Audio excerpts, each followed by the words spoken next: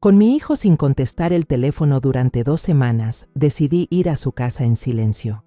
Pero al llegar, noté que algo se movía debajo de la cama de mi nieto. Cuando la policía levantó el colchón, lo que encontramos dejó a todos helados. Porque me alegra que estés aquí. Si estás viendo este video, dale like, suscríbete al canal y cuéntame en los comentarios desde dónde escuchas mi historia de venganza. Quiero saber hasta dónde ha llegado. Todavía lo recuerdo perfectamente. Aquel día fatídico, tomé el primer camión que salía para Querétaro. Durante las 3 horas de camino, no dije ni una sola palabra, con la mirada pegada a la ventana y el corazón hecho un nudo. Me decía a mí misma que tenía que calmarme, pero mis manos temblaban al sostener el boleto. Cuando me bajé en la central, ya estaba oscureciendo. Caminé a toda prisa hacia la privada donde vivía Diego, por el mismo camino que había recorrido decenas de veces para visitarlo a él y a Mateo, mi nieto. Pero esta vez, cada paso se sentía pesado, como si estuviera entrando en una pesadilla. Parada frente a la puerta de madera de siempre, toqué. Primero, suave. Luego, con más y más fuerza. ¡Diego! ¡Mateo! Grité, pero mi voz se quebró en el aire helado. Nadie contestó. Puse la mano en la perilla, solo para probar suerte, pero cuando la giré un poco, la puerta se abrió. No tenía seguro. El corazón me empezó a latir a 1000 por hora. Diego nunca dejaba la puerta sin seguro. Él era muy cuidadoso, sobre todo cuando Mateo estaba en casa. Empujé la puerta y entré, conteniendo la respiración, como si el más mínimo ruido pudiera romperlo todo en 1000 pedazos. Adentro, la escena que vi me dejó helada. La sala era un caos, como si hubiera habido una pelea. El sofá estaba movido de su lugar, como si alguien lo hubiera empujado con furia. En el piso, una taza de café rota en 1000 pedazos. Los trozos de porcelana blanca se mezclaban con la mancha de café oscuro ya seca. Pasé por encima, con las piernas temblorosas, tratando de no pisar los vidrios. En la cocina, vi el garrafón del agua tirado de lado, y varias botellas de agua vacías rodaban por el suelo, sin tapa, como si alguien se las hubiera bebido de golpe, con desesperación. El olor a humedad y el silencio de la casa me dieron un escalofrío. Subí las escaleras, sintiendo que arrastraba una piedra con cada escalón. El corazón me latía tan fuerte que lo escuchaba retumbar en mis oídos. Abrí la puerta del estudio de Diego. Vacío. Su recámara también, la cama todavía tendida, pero sin ninguna señal de vida. Finalmente, llegué al cuarto de Mateo. «Mateo, ¿dónde estás, mi niño?», lo llamé, con la voz ronca. Nadie respondió.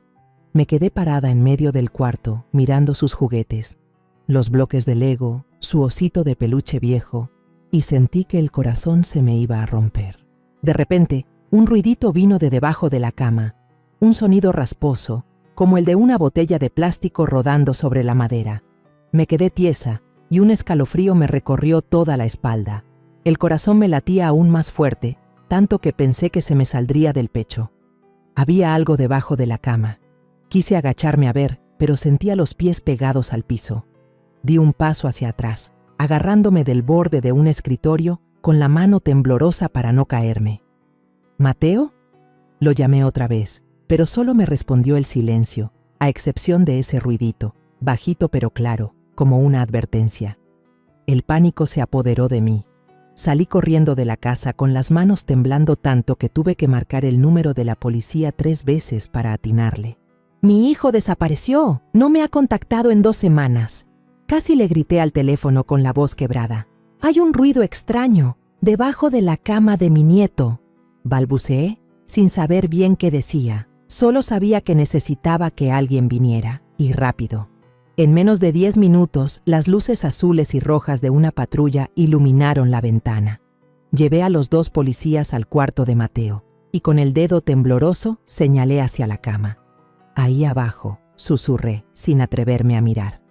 Un policía joven y alto se agachó y dijo con voz firme: «¿Hay alguien ahí abajo?». Un silencio pesado, que casi no dejaba respirar, llenó el cuarto.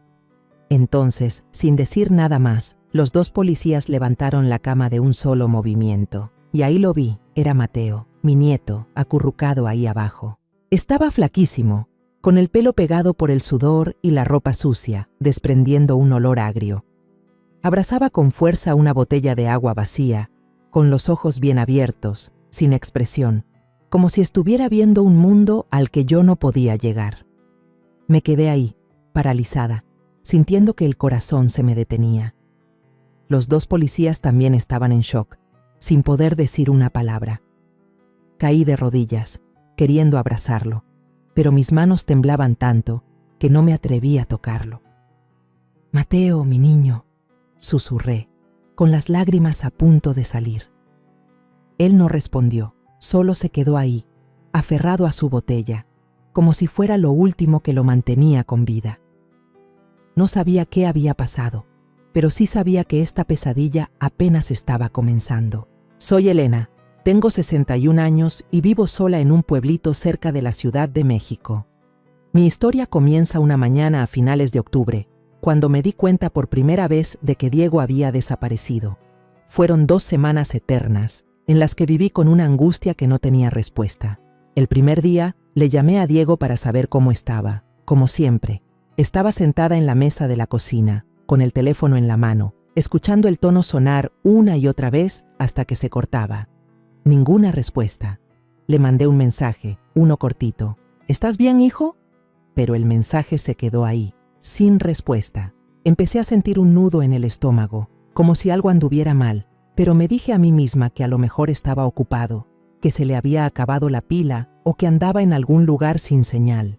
Diego es un hombre independiente, siempre a su manera, así que traté de calmar mi preocupación. Pero en los días siguientes, esa preocupación creció, como un fuego lento que me quemaba por dentro. Le llamaba a las horas más raras, al amanecer, muy entrada la noche, incluso a mediodía, cuando sabía que solía tomar su descanso. Y siempre, solo silencio. Le dejé mensajes de voz, con la voz temblorosa. «Diego, ¿dónde estás? Márcame, por favor, estoy muy preocupada». Pero también se perdieron en la nada, sin ninguna señal de que los hubiera escuchado. Empecé a pensar lo peor. Diego no era de los que desaparecen sin decir nada. Siempre me llamaba cada semana, me contaba de su trabajo, de Mateo, mi nieto, de los días normales de un papá y su hijo. Este silencio no era para nada como él. Para el 5.º día ya no aguantaba más. La angustia me carcomía por dentro. Intenté llamar al teléfono fijo de su casa, con la esperanza de escuchar su voz, o por lo menos la de Mateo, ese niño de 8 años que no paraba de contarme todo lo de la escuela. Pero solo escuché el timbre sonar y sonar en una casa vacía hasta que colgué. Me metí a la aplicación de mensajes que usan los chavos y le escribí a Mateo. «Mi niño, ¿dónde estás? Márcale a la abue». El mensaje se envió, pero nunca apareció la marca de «visto». Sentí que el corazón se me encogía. Mateo es chiquito, pero sabe usar el teléfono y quiere mucho a su abuela. Siempre me contestaba en cuanto veía un mensaje mío. Empecé a llamar a los amigos y compañeros de trabajo de Diego. Todos se sorprendían, con la voz dudosa. «No he visto a Diego en toda la semana», me dijo un compañero. Pensé que andaba de vacaciones. Un amigo suyo muy cercano me dijo: «La última vez que hablamos fue el mes pasado. Diego me dijo que andaba con mucho trabajo». Nadie sabía nada más. Mientras más preguntaba, más sentía que estaba perdida en un vacío sin respuestas. Diego no es de los que desaparecen sin avisar. Es un padre dedicado, un hijo atento. Algo tenía que haber pasado. Al 10.º día no pude soportar más la espera.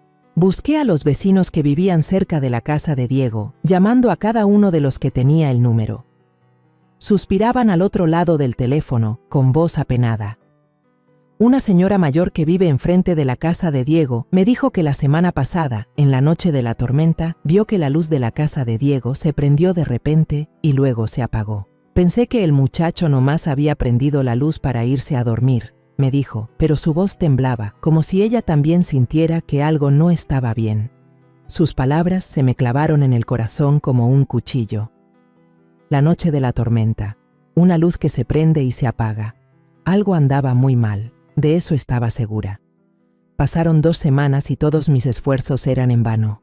Ni un mensaje, ni una llamada, ni una señal. No podía dormir.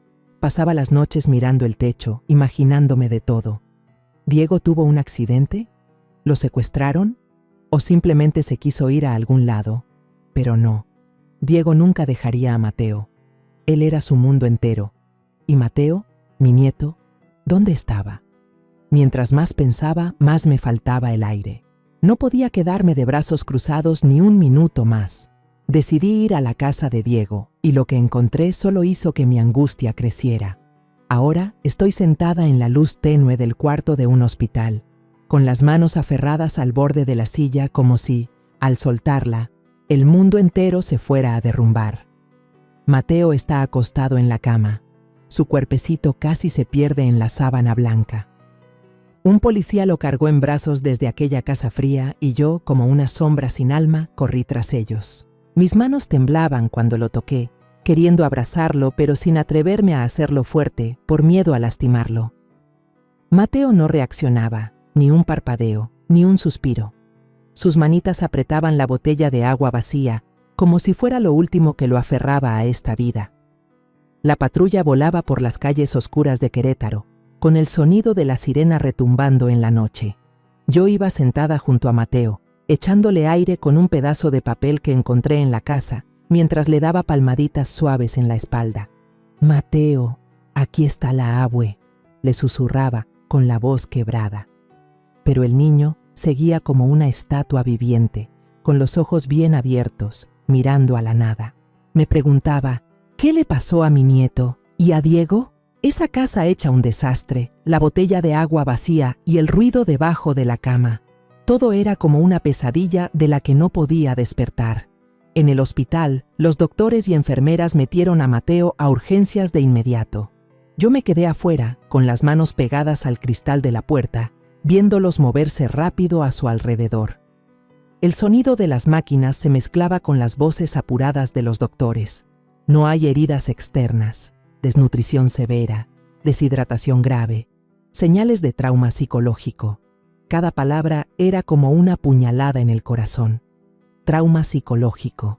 Mi nieto de 8 años, ese niño que siempre sonreía como el sol de la mañana, ahora estaba ahí, flaquito, como una hoja seca que podría desaparecer en cualquier momento. Un rato después, el doctor me dejó pasar. A Mateo ya le habían puesto suero, con una manguerita delgada conectada a su bracito flaco. Sus ojos seguían abiertos, pero no me miraban a mí, sino a un lugar lejano, un lugar al que yo no podía llegar. Le tomé su manita helada y lo llamé por su nombre. Mateo, soy yo, la abue. Despierta, por favor, dime algo. Pero el niño no respondió, ni siquiera parpadeó. Me senté a su lado en la cama y las lágrimas empezaron a caer. Recordé los días en que Mateo era chiquito, cuando corría por mi patio, riéndose a carcajadas, pidiéndome que le contara historias de cuando yo era joven en la Ciudad de México. Ahora, esa sonrisa había desaparecido, y en su lugar había un silencio que daba miedo, como si mi nieto hubiera encerrado su alma bajo llave. La policía también llegó al hospital, con sus libretas y sus preguntas. Un oficial joven, de aspecto serio, se sentó a mi lado. «Señora Elena, ¿podría decirnos cuándo fue la última vez que tuvo contacto con el señor Diego?» Negué con la cabeza, con un nudo en la garganta.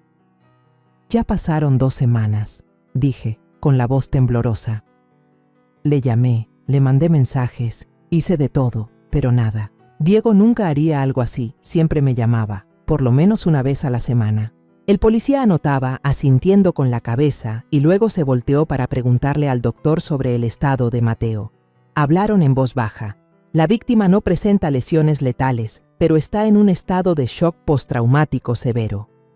Al escuchar esas palabras, sentí como si una piedra me aplastara el pecho. Shock postraumático.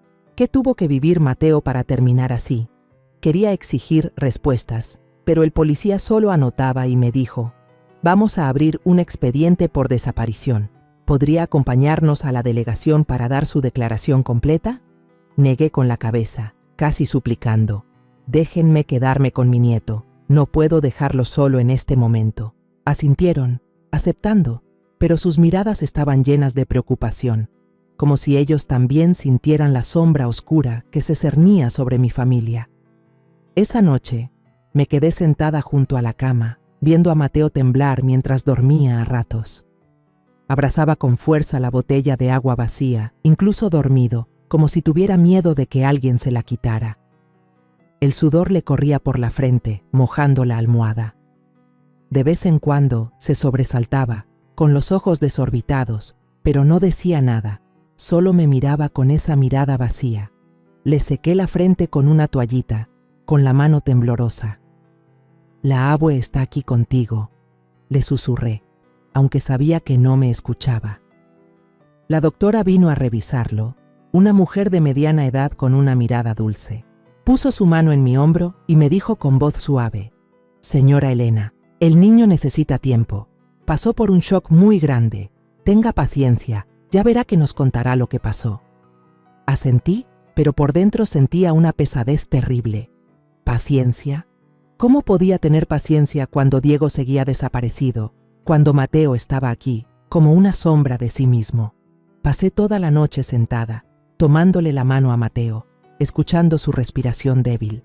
Recordé la última vez que hablé con Diego por teléfono. Su voz sonaba cansada, pero aún así trató de reír. «Mamá, estoy bien. Es solo que el trabajo ha estado un poco pesado. No me di cuenta de qué tan pesado era. No le pregunté más. Ahora me culpaba a mí misma. Si hubiera puesto más atención, si le hubiera llamado antes, ¿las cosas serían diferentes?». Pasaron 2 días, y yo no me moví de la cama de Mateo, como si al quitarle los ojos de encima, el niño fuera a desaparecer. Mateo seguía ahí, chiquito y frágil, con sus manitas flacas abrazando un oso de peluche que le regaló una enfermera. Intenté darle de comer un poco de caldo, cucharada por cucharada, acercándosela a la boca, esperando que comiera algo. «Come, Mateo, mi niño, para que te pongas fuerte y te vayas a casa con la abue», le susurraba, con la voz temblorosa. Pero el niño apenas tragaba un par de cucharadas y luego apretaba la boca, con la mirada fija en el techo. Todas las noches eran iguales. Mateo tenía pesadillas. A veces se sentaba de golpe en la cama, con la boca abierta como si quisiera gritar, pero no le salía ningún sonido. Lo abrazaba, lo mecía, le cantaba bajito la canción de cuna que le cantaba a Diego cuando era bebé. Pero Mateo solo temblaba, con el sudor empapándole la frente. Le secaba la frente, con la mano temblando tanto que se me caía la toallita. Le pedí a una psicóloga que viniera, una mujer joven con una voz muy dulce. Se sentó junto a Mateo, le tomó la mano y le hizo preguntas suaves. «Mateo, ¿quieres contarme algo de tu papá? O de cualquier cosa que hayas visto». Pero el niño solo abrazaba más fuerte su oso de peluche, con la mirada en el piso, sin decir una palabra. Yo estaba a un lado, con el corazón en un puño. «¿Volverá a hablar, doctora?», le pregunté, casi suplicando. La psicóloga me miró con compasión. «Señora Elena, él necesita tiempo. El shock fue demasiado grande para un niño, pero estoy segura de que se abrirá, solo que todavía no es el momento». Asentí, pero por dentro no podía estar tranquila. ¿Tiempo? No sabía cuánto tiempo me quedaba para esperar, con Diego desaparecido y cada día que pasaba siendo una tortura de angustia y dolor. En la mañana del tercer día, le estaba limpiando la carita a Mateo, pasándole con cuidado una toallita húmeda por sus mejillas flaquitas. Traté de sonreír y le empecé a contar una historia vieja de Diego, de cuando era niño y rompió un jarrón mío y trató de pegarlo con cinta adhesiva. «Tu papá era bien menso, Mateo», le dije con voz suave, «pero te quería más que a nada en el mundo». Mateo no respondió, pero vi que sus deditos apretaron el oso de peluche, como si se estuviera aferrando a algo. Iba a seguir contándole, cuando el teléfono en mi bolsa vibró. En la pantalla apareció el número de la comandancia. El corazón me latió con fuerza. Un mal presentimiento me invadió. Contesté, con la mano temblando tanto que casi se me cae el teléfono. La voz del comandante del otro lado sonaba grave, muy diferente a su calma de siempre. «Señora Elena, necesito que se prepare. Acabamos de usar luminol para revisar de nuevo la casa del señor Diego y encontramos una cantidad muy grande de sangre en la sala». Se me taparon los oídos, como si el mundo de repente se hubiera quedado mudo. La toallita que tenía en la mano se me cayó al suelo, ya no sentía mis propias manos. «¿Sangre?», repetí, con la voz quebrada. El comandante continuó. y cada palabra era como un cuchillo en el corazón. Es muy probable que estemos ante un homicidio. La escena del crimen ha sido acordonada en espera de los resultados de ADN. Apenas estaba asimilando lo que me decía, sin entender bien qué significaban sus palabras, cuando Mateo me jaló con fuerza de la manga. Me volteé y vi sus ojitos rojos, llenos de lágrimas, como si hubiera escuchado todo. Y entonces, después de tantos días en silencio, Mateo rompió a llorar, un llanto desgarrador que rompió la calma del cuarto del hospital. «Papá, está muerto», gritó, con una vocecita débil pero llena de dolor, como si su mundo entero se acabara de derrumbar. Caí sentada en la silla, abrazándolo con todas mis fuerzas, mientras las lágrimas corrían por mis mejillas. «No, Mateo, no, no es así», le decía, pero ni yo misma me creía mis palabras. Sus palabras, tan pocas, habían sido como un martillazo en mi corazón. El llanto de Mateo se escuchó por el teléfono y el comandante dijo deprisa: «Señora, cálmese, vamos para el hospital ahora mismo para tomar una declaración inicial. Por favor, no se mueva de ahí». No contesté, solo abracé a Mateo más fuerte, dejando que mis lágrimas mojaran su ropa. Las enfermeras y los doctores entraron corriendo, seguro alertados por el llanto. Una enfermera joven se agachó y puso su mano en mi hombro. «Señora Elena, tranquila, déjenos atender al niño». Pero negué con la cabeza, apretando más a Mateo. «No, tengo que estar aquí con él», dije, con la voz ahogada. No podía dejarlo solo en este momento, no después de que acababa de decir esas palabras tan horribles. El doctor revisó a Mateo y le dio un calmante suave para tranquilizarlo. Poco a poco dejó de llorar, pero sus ojos seguían rojos, mirándome con un dolor que yo no podía aliviar. Le acaricié el pelo, susurrándole: «La abue está aquí, Mateo. No me voy a ir a ningún lado». Pero por dentro sentía que me caía a un abismo. Si Diego de verdad estaba, no me atrevía a terminar el pensamiento. Recordé la última vez que vi a mi hijo, cuando vino a visitarme al pueblo, trayéndome un pastel de elote que tanto me gusta. «Mamá, cuídate mucho, ¿eh?», me dijo, con su sonrisa brillante. Ahora, esa sonrisa se sentía como un recuerdo lejano, borrado por las palabras del comandante y el llanto de Mateo. Había pasado 1 hora desde que el comandante llamó para avisarme de la sangre en la casa de Diego, y ahora ya estaban en el hospital con una grabadora y una libreta. Un policía joven, alto y delgado, se sentó junto a la cama y dijo con voz suave pero cuidadosa: «Mateo, ¿puedes contarnos a tu abuela y a nosotros qué fue lo que pasó?». Sentí a Mateo temblar en mis brazos, sus hombritos flacos se pusieron tiesos. Agachó la cabeza, estrujando el oso de peluche entre sus manos, como si se aferrara a algo para no hundirse.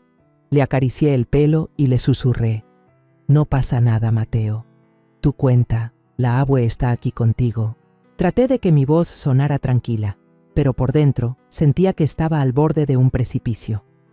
Tenía miedo de lo que iba a decir, pero al mismo tiempo necesitaba saber la verdad, por más dolorosa que fuera.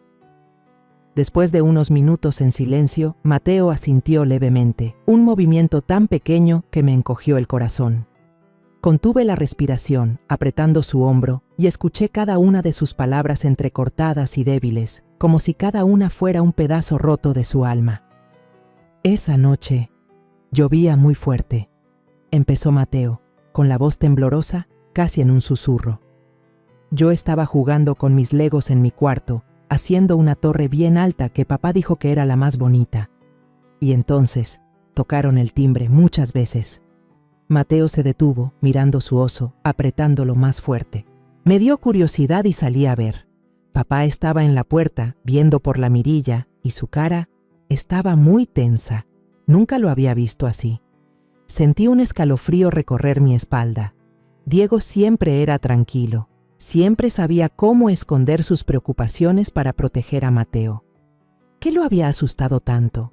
Mateo continuó, con la voz cada vez más baja. Papá se volteó y me vio ahí parado. Corrió hacia mí, se agachó y me susurró: «Mateo, Métete rápido debajo de la cama. No salgas hasta que yo te llame, ¿oíste? Me dio miedo, pero papá me empujó hacia mi cuarto, apurado. Me metí debajo de la cama y papá hasta bajó la colcha para tapar, para que nadie me viera. Me imaginé a mi niño, de solo 8 años, acurrucado bajo la cama, en la oscuridad, sin saber qué pasaba, y sentí que el corazón se me estrujaba. Por un huequito de la colcha, siguió contando Mateo, vi que entró mi mamá, con un señor altísimo. La cara de ese señor era muy fría, no decía nada, solo estaba parado con los brazos cruzados detrás de mi mamá. Me quedé helada. ¿Araceli? ¿La mamá de Mateo? ¿La exesposa de Diego? Nunca pensé que volvería, o más bien, que no podía volver después de todo lo que pasó. Mateo tembló, y su voz se quebró. Mi mamá miró por todo el cuarto y preguntó, ¿dónde está Mateo? Me dio mucho miedo. Pensé que me iba a encontrar. Pero mi papá le dijo con la voz tranquila. Se fue con su abuela desde que empezaron las vacaciones de invierno. Yo sabía que papá estaba mintiendo, pero no me atreví a moverme. Sentí las lágrimas calientes rodar por mis mejillas. El policía no dejaba de escribir, con la mirada seria, pero vi que su mano se detuvo un momento cuando Mateo continuó. Entonces mi mamá empezó a gritarle, le pedía dinero a papá. Dijo algo de una deuda, de que papá tenía que pagar si no quería problemas. Pero papá movió la cabeza y no le quiso dar dinero. Le dijo que ya había ido demasiado lejos, que ya lo había molestado mucho. Escucharlo me partía el alma.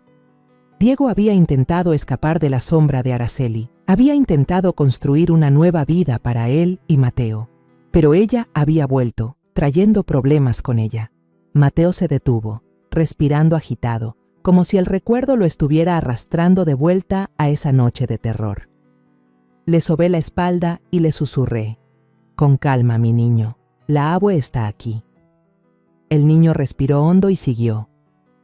«Papá, mi mamá y el señor Alto se empezaron a pelear muy fuerte. Mi mamá gritaba y el otro señor se acercó, diciendo algo como una amenaza. No escuché bien, pero vi que empujó a mi papá. Papá se fue para atrás y luego lo empujó más fuerte. Papá se cayó y se pegó en la cabeza con la esquina de la mesa. Se escuchó un pum muy fuerte y empezó a salir agua roja. Mateo temblaba sin control, escondiendo la cara en mi pecho, y rompió a llorar. Vi a papá tirado ahí, sin moverse. Quise salir, quise llamarlo, pero me dio miedo. Tuve mucho miedo.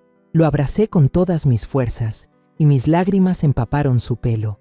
La imagen de Diego cayendo se repetía en mi mente como una pesadilla.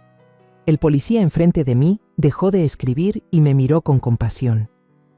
«Esta declaración es muy importante, señora Elena», dijo con voz grave. «Vamos a investigar esto como un posible homicidio. El niño ha sido muy valiente». Asentí, pero por dentro sentía un vacío que nada podía llenar. Mateo seguía llorando. Sus sollozos eran como cuchillos en mi corazón. Miré al policía y le dije con la voz ahogada, «¿La van a encontrar? A Araceli y a ese hombre». Él asintió, con voz firme. «Haremos todo lo posible, señora Elena, se lo prometo». Cuando la policía se fue, me quedé ahí, abrazando a Mateo, sintiendo cómo la sombra de la tragedia acababa de caer sobre mi familia. Esa noche, después de que la policía se fue, no pude pegar un ojo. Los sollozos bajitos de Mateo se escuchaban en el cuarto, como puñaladas en mi corazón. Movía los labios, llamando a su papá en sueños, con una voz tan débil que tenía que acercarme para poder oírlo. Cada vez que lo hacía, le pasaba una toallita tibia por la cara, con la esperanza de calmar, aunque fuera un poquito, el dolor que cargaba.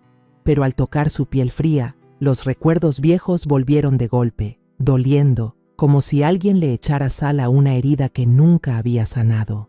Recordé a Diego cuando era joven, con 20 y tantos años, su carrera apenas empezando, con los ojos llenos de fe en el futuro. Recuerdo el orgullo con el que me presentó a Araceli, con una sonrisa que brillaba como el sol de verano. «Mamá, ella es Araceli», me dijo, con la voz llena de orgullo. «Va a ser mi esposa». Araceli en ese entonces era una muchacha buena, un poco torpe, pero siempre tratando de hacer las cosas bien. Se ponía roja cuando le enseñaba a hacer tamales. y recuerdo haber pensado, sí, esta muchacha es buena, va a hacer feliz a Diego. Toda la familia la quería, no solo por su sonrisa cálida, sino por la forma en que miraba a Diego, como si él fuera su mundo entero. Luego nació Mateo, y fue como si una nueva luz se encendiera en nuestra familia. Todavía recuerdo el día que lo saqué a pasear al patio, con Mateo acurrucado en mis brazos, sus ojitos redondos mirándome, con una sonrisa de oreja a oreja. Los vecinos bromeaban. «Señora Elena, se ve hasta 10 años más joven».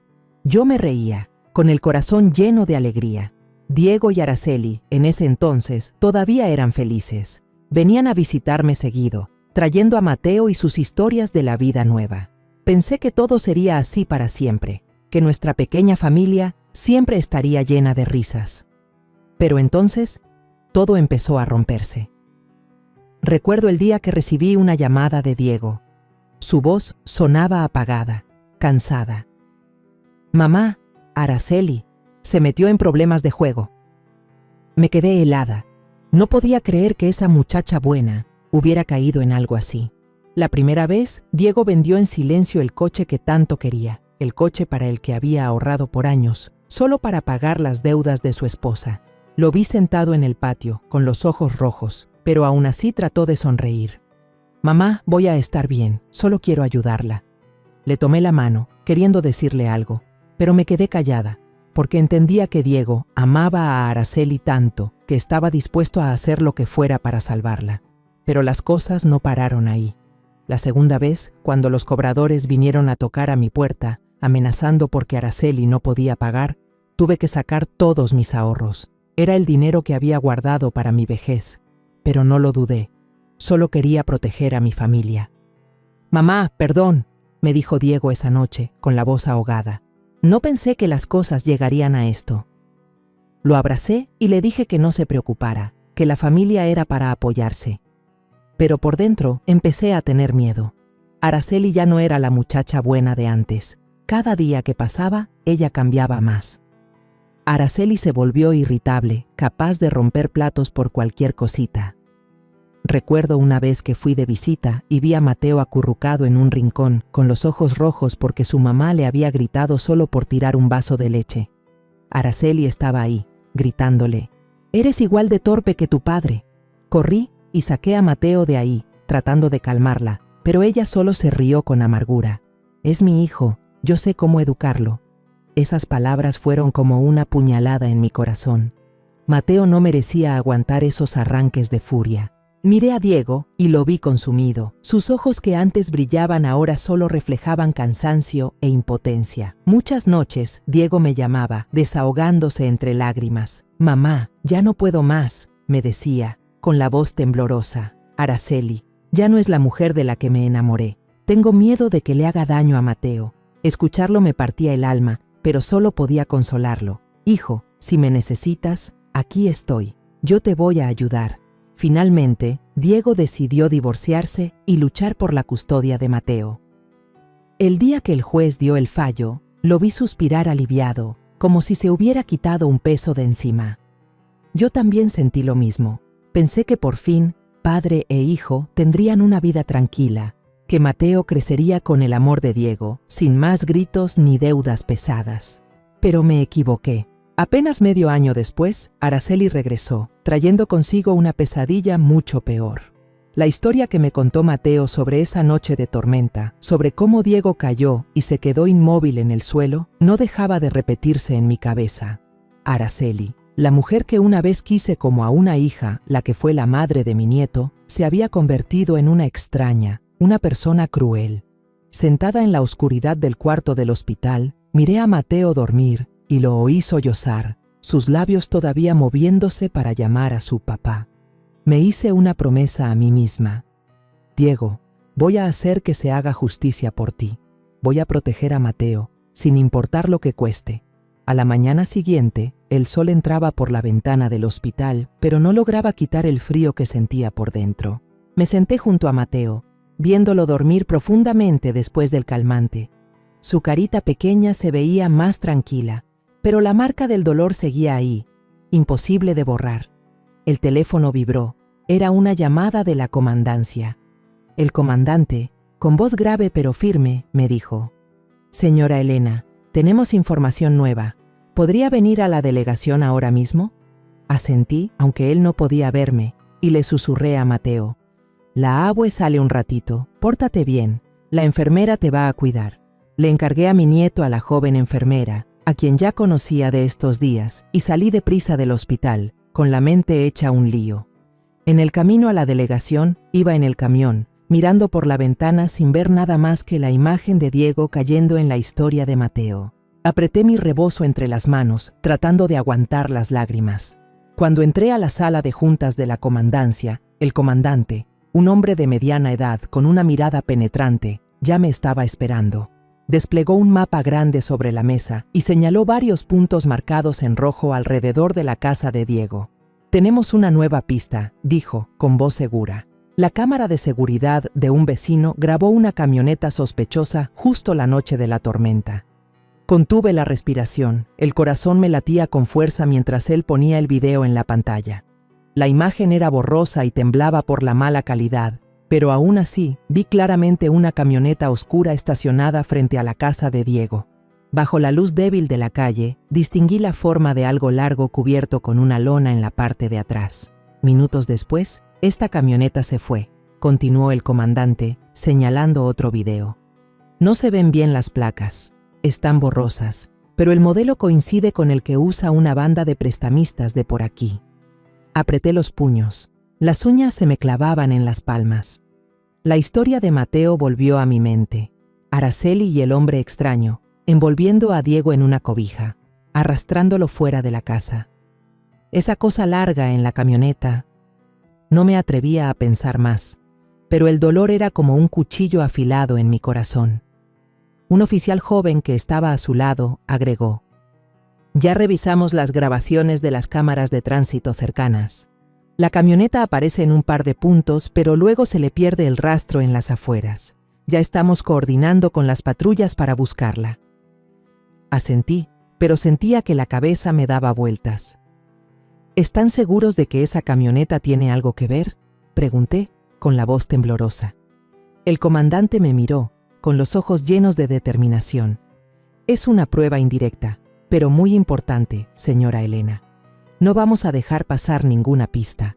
Sentí un rayito de esperanza, pero al mismo tiempo, el miedo de lo que pudieran encontrar me dejaba sin aire. Después de la junta, el comandante me propuso volver con ellos a la casa de Diego. Dudé. No quería enfrentar ese lugar otra vez, pero sabía que no podía huir. Cuando llegamos, la cinta amarilla de la policía seguía bloqueando la puerta, como un recordatorio de la pesadilla que había ocurrido. Los peritos estaban trabajando adentro, recogiendo muestras con cuidado, tomando fotos de la escena. Me quedé parada en el porche, con la mirada fija en la mancha de café seca en el piso de la sala, donde apenas unos días antes había entrado y encontrado todo destrozado. Esa mancha de café, junto con los pedazos de la taza, era como una cicatriz que nunca sanaría en mi mente. De repente, una vecina mayor, doña Rosa, se acercó, apoyándose en su bastón, y me susurró como si tuviera miedo de que alguien la escuchara: «Elena, la noche de la lluvia, escuché una pelea muy fuerte en casa de Diego. Gritos, ruidos de muebles moviéndose. Quise llamar a la policía, pero me dio miedo de meterme en problemas». La señora agachó la cabeza, con la mirada llena de culpa. Le tomé la mano y le dije con la voz ahogada: «Gracias por decírmelo. ¿Puede contárselo ahora a la policía?». Doña Rosa asintió, y la llevé con el oficial joven. Él anotó todo con cuidado, le dio las gracias y prometió investigar más. Vi a doña Rosa alejarse, con el corazón pesado. Me culpé a mí misma, preguntándome si yo hubiera llegado antes, si las cosas habrían sido diferentes. Antes de irnos, el comandante me dio una palmada suave en el hombro y me dijo en voz baja: «Vamos a encontrar esa camioneta, señora Elena. Tenga confianza». Asentí, pero por dentro no sabía si me quedaban fuerzas para tener esperanza. Salí de la casa. El sol pegaba fuerte, pero mi corazón estaba nublado, como a punto de llover. Unos días después de escuchar la terrible historia de Mateo, recibí una llamada de la comandancia. La voz del comandante sonaba grave como siempre, pero con un toque de prisa. «Señora Elena, encontramos la dirección de la vecindad donde vivía Araceli. ¿Quiere venir con nosotros?» Miré a Mateo, que estaba sentado en la cama del hospital, abrazando su oso de peluche y viendo por la ventana con la mirada perdida. No quería dejarlo, pero sabía que tenía que ir. Si había alguna pista sobre Araceli, sobre lo que le pasó a Diego, tenía que verlo con mis propios ojos. «Voy para allá», respondí, con la voz temblorosa. Le encargué de nuevo a Mateo a la enfermera joven. Le acaricié el pelo y le susurré: «La abue no tarda, Mateo. Pórtate bien, ya vuelvo». El niño asintió débilmente, pero su mirada seguía vacía, como si estuviera en un lugar al que yo no podía llegar. El callejón que llevaba a la vecindad de Araceli estaba en un rincón olvidado de Querétaro, donde las paredes desconchadas olían a humedad y a humo de coche. Caminé junto a 2 policías, con pasos pesados sobre el camino lleno de lodo. El corazón me latía con fuerza, no por el cansancio, sino por el miedo de lo que iba a encontrar. Cuando llegamos, la dueña de la vecindad, una mujer de mediana edad con cara de pocos amigos, estaba sentada en la entrada, fumándose un cigarro. En cuanto vio a los policías, suspiró fastidiada, como si ya estuviera acostumbrada a estos problemas. «¿La tal Araceli?», dijo con voz de fastidio. «Esa se fue hace como 2 semanas, entregó el cuarto y se largó». Sus palabras fueron como un golpe en el pecho. Hace 2 semanas, exactamente cuando Diego desapareció, cuando su casa se convirtió en una escena de caos. Me quedé helada, apretando mi rebozo para mantener la calma. El policía joven, el alto y delgado, preguntó: «¿Cuando se fue, llevaba muchas cosas?». La dueña asintió, apagando el cigarro en un cenicero. «Sí, una maletota. Se veía con mucha prisa, como si estuviera huyendo de algo. Hasta contrató a un tipo para que la llevara en la noche. No dijo nada más que para pagar. Justo cuando nos íbamos a ir, un hombre desconocido apareció al principio del callejón. Tenía una apariencia ruda, con una chamarra de cuero gastada y la cara llena de cicatrices. Se acercó y le preguntó a la dueña con voz ronca: «¿Sigue aquí Araceli? Me urge verla». El comandante lo detuvo de inmediato, con una mirada fría como el hielo. «¿Usted quién es? ¿Qué tiene que ver con la señora Araceli?». El hombre tartamudeó, claramente sorprendido, e intentó hacerse para atrás, pero el oficial joven lo sujetó. Después de un momento de nerviosismo, suspiró con voz molesta: «Soy Ramón, su prestamista. Araceli me debe un dineral. Me juró que en 2 semanas me pagaba todo, pero ahora ni sus luces». Los policías y yo nos miramos. Nadie dijo nada, pero sabía que todos estábamos pensando lo mismo. El momento en que Araceli huyó, el momento en que Diego desapareció y ahora la promesa de una gran cantidad de dinero, todo encajaba de una manera aterradora. El oficial joven murmuró, como preguntándose a sí mismo: ¿por qué estaría tan segura de que tendría una gran cantidad de dinero en 2 semanas si antes estaba tan necesitada que tuvo que buscar a su exesposo? Esa pregunta fue como un cuchillo en mi corazón. Un mal presentimiento creció dentro de mí, frío y cruel, haciéndome temblar. Había algo más oscuro detrás de todo esto, y temía que la verdad fuera aún más dolorosa de lo que ya había imaginado. Esa noche me senté junto a la cama de Mateo. La luz tenue del pasillo del hospital iluminaba su carita dormida. Seguía abrazando su oso de peluche, como si fuera lo único que lo anclaba a este mundo. Le tomé la mano, sintiendo el calor débil de sus deditos flacos, y traté de calmarme. Pero entonces, como un relámpago en la oscuridad, un recuerdo vago apareció en mi mente, haciendo que mi corazón se acelerara. Hace muchos años, cuando Diego y Araceli todavía eran felices, Diego me presumió muy contento un seguro de vida que había comprado. «Mamá, quiero proteger a mi familia», me dijo con su sonrisa radiante. «Si algo me pasa, Araceli y Mateo no tendrán de qué preocuparse». La única beneficiaria en ese entonces era Araceli, y ahora, al pensarlo, me di cuenta de que Diego nunca mencionó haber cambiado el nombre de la beneficiaria después de divorciarse. Ese recuerdo fue como una puñalada en mi corazón. Araceli, Con su deuda enorme y su desesperación, ¿habría puesto sus ojos en Diego por el dinero del seguro? Empecé a temblar, no de frío, sino de un presentimiento horrible que me ahogaba. Miré a Mateo, lo vi sollozar en sueños, sus labios moviéndose para llamar a su papá. No podía quedarme quieta ni un segundo más. A la mañana siguiente, le llamé al comandante, con la voz temblorosa. Recordé algo. Diego tenía un seguro de vida y Araceli era la única beneficiaria. ¿Pueden investigar eso? Él se quedó en silencio un momento y luego respondió. Gracias, señora Elena. Esa podría ser una pista clave. Iremos a la casa del señor Diego ahora mismo. Le encargué a Mateo a la enfermera, pidiéndole que no lo dejara solo, y me fui con la policía a la casa de Diego. Al entrar, la cinta amarilla seguía en la puerta, como un recordatorio de la pesadilla. Los peritos ya se habían ido, dejando la casa fría y silenciosa.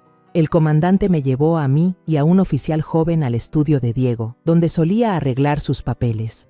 Revolvieron el archivero, revisando cada carpeta, mientras yo me quedaba ahí, apretando mi rebozo, con un nudo en el estómago. Después de más de una hora, el oficial joven exclamó: «Lo encontré». Sostenía una carpeta azul, la abrió, la revisó y se la pasó al comandante. Él la leyó por encima, luego golpeó suavemente la carpeta contra el escritorio y dijo con rabia contenida: «Aquí está el motivo».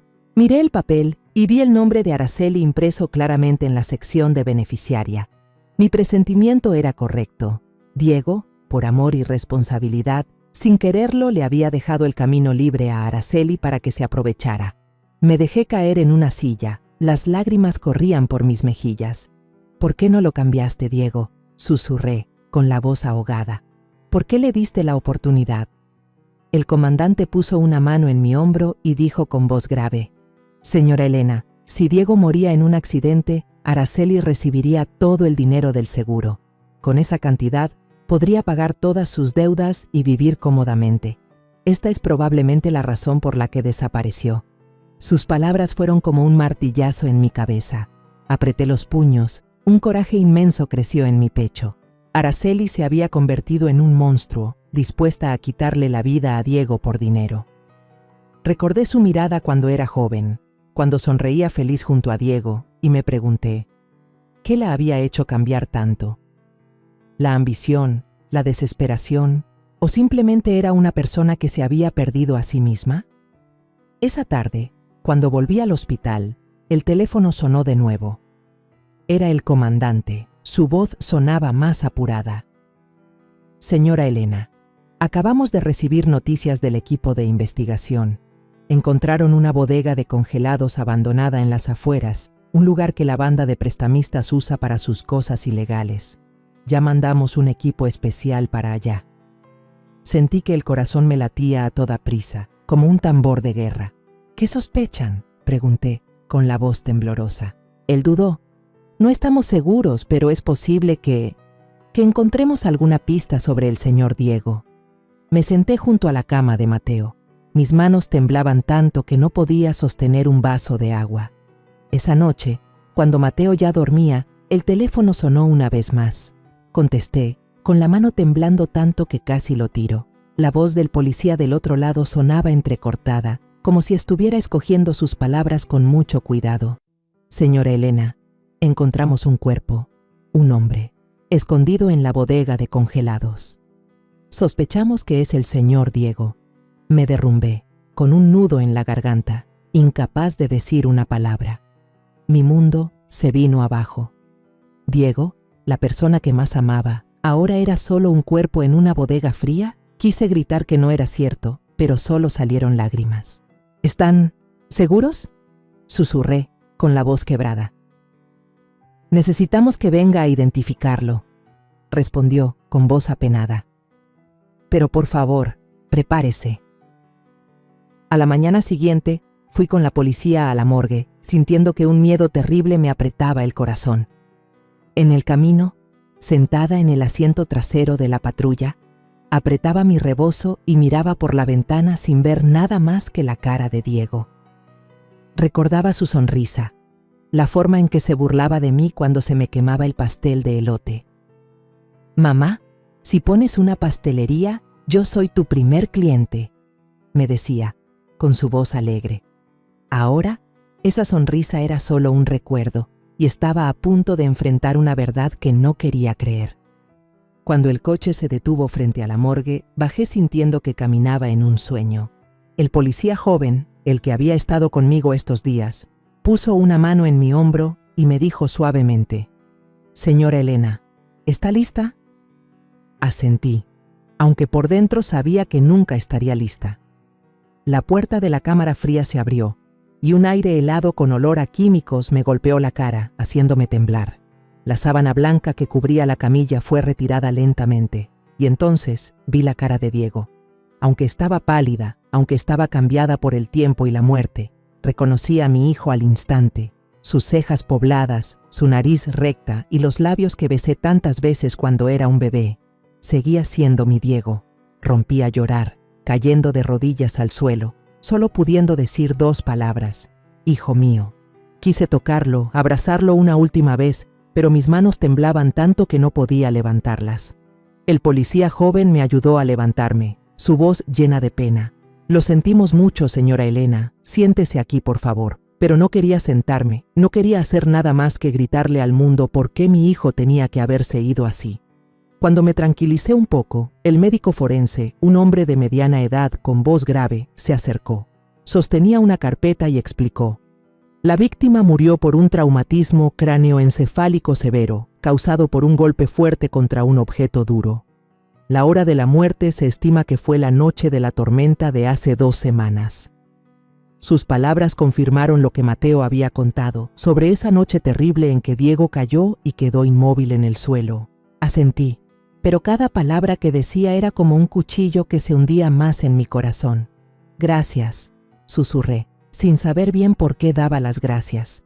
Quizás por la verdad, por más cruel que fuera. La policía no se detuvo. Ampliaron la investigación, revisando la camioneta que la cámara de seguridad había grabado. El comandante me llamó al mediodía, su voz llena de determinación. «Señora Elena, encontramos una cobija manchada de rojo y una chamarra de mujer en la caja de la camioneta. Los resultados de ADN confirman que la mancha es sangre del señor Diego y la chamarra pertenece a Araceli». Me dejé caer en una silla en el pasillo del hospital, llevándome las manos al pecho. Todas las piezas sueltas ahora encajaban, formando una imagen del crimen tan clara que daba escalofríos. Araceli realmente lo había hecho. Le había quitado la vida a Diego. Usando la declaración del prestamista que encontramos en la vecindad, la policía arrestó rápidamente al hombre desconocido que acompañó a Araceli esa noche. Me invitaron a la delegación para ver el interrogatorio desde afuera, a través de un espejo de un solo lado. El hombre, de apariencia ruda, al principio negó todo, gruñendo: «Yo no sé nada. Solo la acompañé». Pero cuando la policía le mostró las pruebas, la chamarra de Araceli y la cobija encontradas en la camioneta, su cara se puso pálida y empezó a sudar.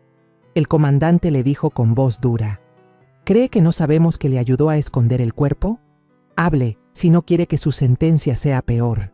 Finalmente, para conseguir un trato, confesó dónde se escondía Araceli: una casa abandonada en las afueras de la ciudad donde estaba oculta. Yo estaba parada afuera de la sala de interrogatorios, apretando mi rebozo, sintiendo que el mundo me daba vueltas. Araceli, la mujer que una vez cenó con mi familia, que se rió con Mateo, ahora era una fugitiva, cargando un crimen sobre sus hombros. Recordé la última vez que la vi, antes de que ella y Diego se divorciaran. Me miró con ojos fríos. «No te metas, Elena. Esto es entre Diego y yo». Traté de detenerla. Traté de decirle que Mateo necesitaba a su madre, pero ella solo se rió con amargura. Ahora, esa risa volvía a mi mente como una advertencia que ignoré. Unos días después de identificar el cuerpo de Diego, recibí la noticia de que la policía había arrestado a Araceli. La atraparon en una pequeña papelería, tratando de falsificar documentos para huir de Querétaro. El comandante me llamó. Su voz era suave pero firme. «Señora Elena, ya la tenemos. ¿Quiere venir a la delegación?». Dudé, mirando a Mateo que estaba dibujando en la cama del hospital, todavía abrazando su oso de peluche. «No», respondí, con la voz ahogada. No quiero verla. Solo asegúrense de que no se escape. Pero al final, cuando los policías llevaban a Araceli por el pasillo de la delegación, me quedé mirando desde lejos, viendo cómo la esposaban, con la cara demacrada y el pelo revuelto. Sentí una mezcla de rabia y muy en el fondo, una extraña lástima.